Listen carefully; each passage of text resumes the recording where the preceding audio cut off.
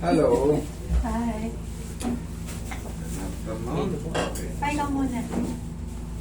Hello, sir. Pasok. Ano po natin, sir? Ako pala yung magpapa-adjust nung 2 years ago. A year and a half. Yung Eh, kanya may pacemaker. pacemaker ako, pero Mm.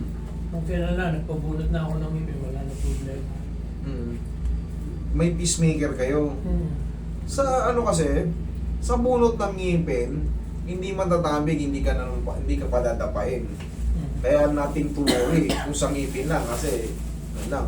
Dito kasi, iiwasan na natin padapain. Dito kasi massage to eh. Gagalawin ka eh. Eto, bubunot ka ng ngipin. Naka-stable ka ng ganyan. Oh, pagturok na ano, wala ka na mararamdaman. Pwede na. Dito, magkaiba yung procedure, hindi ito bunot ng ngipin. Mamasasin yung ano mo, Yeah, adjust. oo, may adjustment. Adjustment ng spine, traction. And siyempre, padapain para i-adjust yung kung may masakit ka rito. Eh, yung pacemaker kasi, baka tumigil yan pagka nakadapa. So, i-avoid natin yun. No? Pwede nating i-adjust to, tapos iiwasan lang yung ano. Ako lang po magpo-control kasi delikado po yan eh, yung pacemaker. Yan po yung mga medyo wala tayong life support dito, baka biglang minto eh. Hindi kasi nung nagpunta kami dito, nung kalalagay lang. Kaya nga tinanggihan ko noon, dati na sila pumunta natin.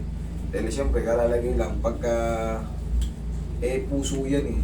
Pag huminto yan, wala tayong magawa dyan. Wala naman tayong aparato rito ng pangsalpak na. Kaya malakas na loob kong magpa-adjust.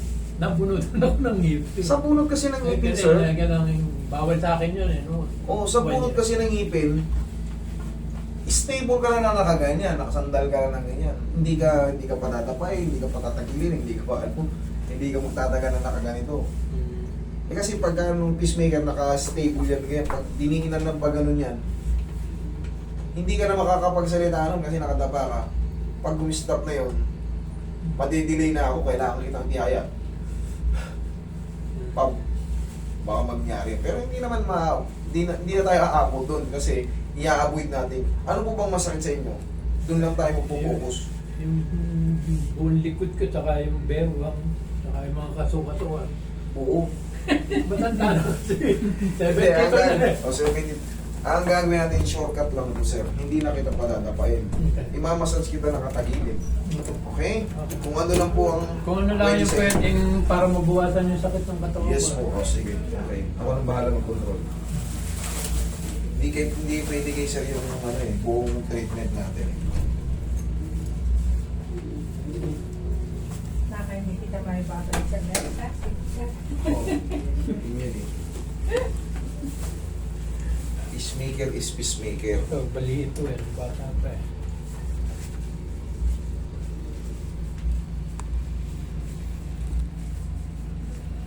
So may peacemaker ba for our knowledge?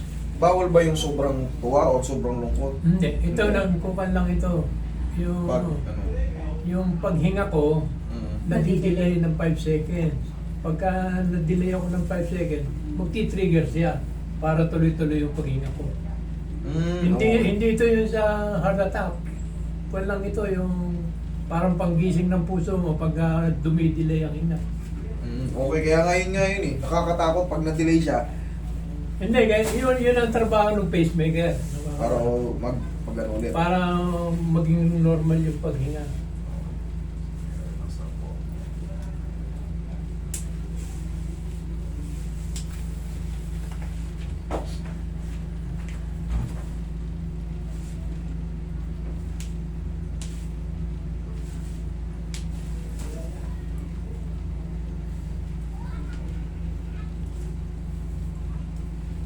Sige, tagilid kayo, sir.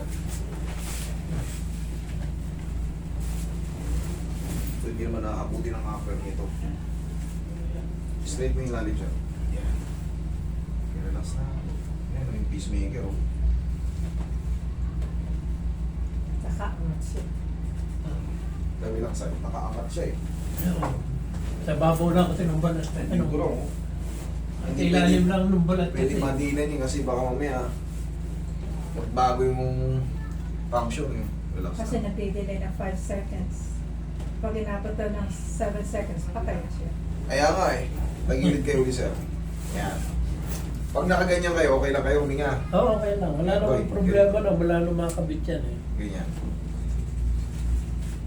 Patagilid na lang mamasage, hindi na nakatapat. Nasa ibabaw lang, oh. Dito lang, oh. Lagyan mo dito para pa.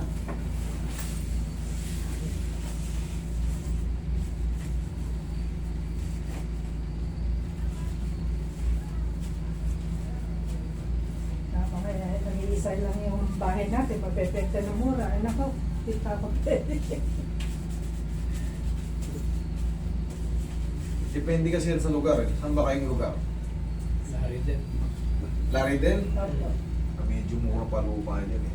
Pero kung dito kayo sa QC, Oo. Manila, Caloocan, Pasay, nako po, Lote pa lang. Boundary niya na. Kung ikaw ay may 1,000 square meter, Nandiyan lang ko na dito. lalo dyan sa bandang Makati. Pero pagka medyo probinsya, depende kung nasa main ano ka, attraction. Sa barangay Oo. ka. Kung nasa gitnang Ayun lang naman Commercial. ako sa nanay ko. Doon pa ako. eh, dyan sa QC, sa Timog, may lote kang 1,000 square meter dyan. Ako po. Benta mo na yung kalahati. 100 square meter lang, milyonaryo ka na kagad. Nasa mabibenta mo na ng 5 milyon. Sa mga 7 milyon abutin. Depende kung nasa tabing kalsada. Magtira ka ng 900 square meter. Kahit yung bungad lang eh. Bungad, puro ibenta mo yung bungad. Mas mahal ang mga bungad. Daang milyon, abutin yung 500 square meter. Sa amin may mga lugar na mamahalin. Oo, basta nasa komersyo. Tabing kalsada, tapos nandyan na yung mga LBC, mga SM, malapit sa mga McDonald's, yan. Mahal yan. Pero kung kayo may bukid pa, looban pa. Pero namin sa bukid eh, 2 million na rin ang 1 hectare. Baka hindi pa. Depende sa talaga sa lugar. Dito sa Caloocan, laki ang taas na rin dito. Sa amin, 15,000 na rin per square meter dito sa Caloocan. Malabas, 75 na. Highway. Maswerte kayo. Dito yung bahay niyo, di ba? Yung sumunod dyan, Wow. wala ano lang yun. Cuts lang yun. 30 square meter lang yun. Dalawa. Doon sa kabila, yung bahay ko. 50. Nung binili ng mother ko yung bahay namin eh. House and lot na yun eh. Ano na? 17,000 na? 70,000 pesos lang. Yeah. Grabe. Tapos 19. Pero laki ng bag, ang laki ng 1970s naman yun. Oo, Yeah. laki na. 600 square meter. Ay mura. Sabi ko nga swerte. Swerte palitan. Pero nag-degenerate yan. Tumataas ang presyo niya, tumataas ang value. Depende kung pag natapihan na ng mga ano, pamilihan. Yes, We're near to the index. Oo yan. Sa lote natin na may mga katabing establishmento, may mga McDo, may mga diba? Yung mahal. Kami kung looban kami. Looban Pag na. looban bahay pa, mapipenta mo rin lang ano. Pero hindi kasing halaga nung may mga kasing hilera ng mga ano. Sa amin, sa bayan eh, maliit na lote is 10 million. Oo, ito, di ba? Wala pang bahay, baka Tawang yung bahay, lote lang. bukanting lote pa lang. Basta nasa main highway, Oo. mga This, ano, commercial, ano, place. Amin na naman. Bukit lang. What do you call that? Bukit?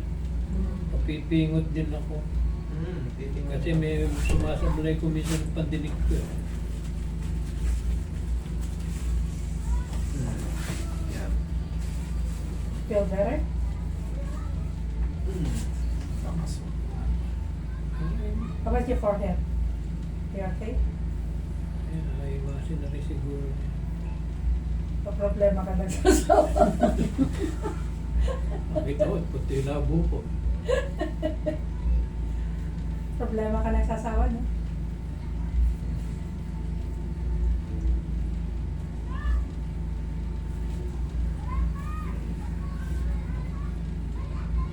Lalim na ng uka ng ano, mahigpit ata yung ano nyo ah. Ayaw. Isa lang po, Oh, isa lang. grabe na yung uka, lalim oh. Kasi 45 lang yata, isasalamin na ako. Ano yan? Even sleeping? Oh, Nakasalamin yan. naka-engrave na yun. Nakasalamin yan. Kahit natutulog? Oh yeah. Bakit? Oh yeah. Kaya kung managinip ka nung may maganda. Makikita ka agad. Alam, baon na baon no? Malabo, mata mo, delikado. Gusto niya nakikita niya yung babae sa Tapos harapan niya. magigising ka pa. Wala na. Natatawa nga yung doktor sa kanya. Ganda yung may salamin pagkahit tulog.